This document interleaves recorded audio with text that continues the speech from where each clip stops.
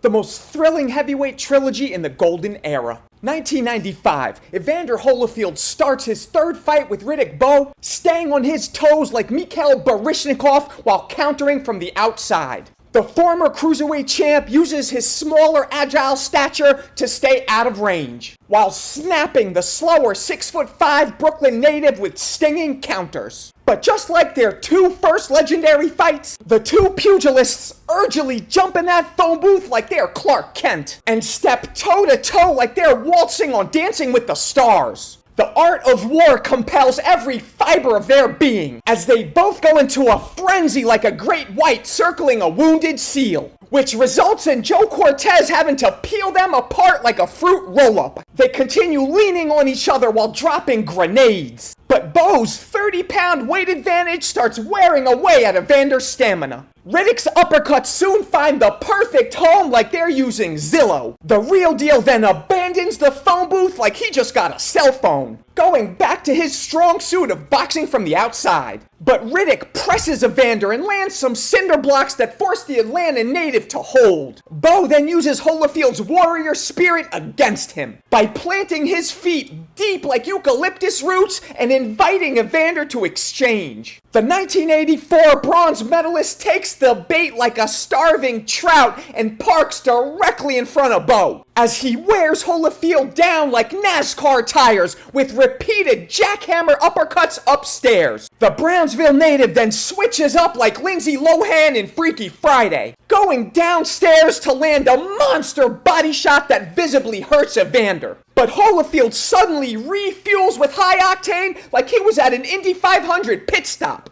Evander then blasts Bowe with a counter that rocks him. This gives Holyfield the blueprint and supreme confidence to stay in the pocket like car keys. Shortly after, Evander lands an identical counter that topples Bowe onto his back like he attempted a trust fall in an empty room. Bowe gets up and Evander jumps on him, but Bowe is able to smother and tie up until he clears the cobwebs. The pummeled, exhausted Georgia native abandons his previously effective boxing game plan and instead keeps swinging like Babe Ruth for another home run. But the delirious ATL native doesn't realize that Riddick's recharged like he just ate a Snickers. After sitting in the cut, Bowe suddenly lands a tree-splitting thunderbolt that faceplants Evander like he stepped in a Times Square pothole while sprinting. The brave ex-champ gets up but is repeatedly clubbed like a seal until he collapses onto the ropes, forcing the ref to stop the fight.